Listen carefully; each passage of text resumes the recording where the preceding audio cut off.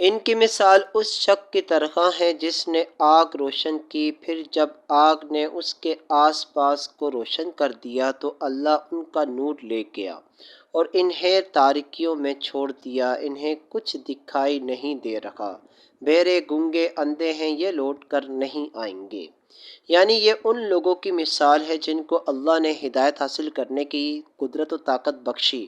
پھر انہوں نے اسے ضائع کر دیا اور نہ ختم ہونے والی زندگی کو حاصل نہ کیا۔ ان کا انجام حسرت و افسوس اور حیرت و خوف ہے۔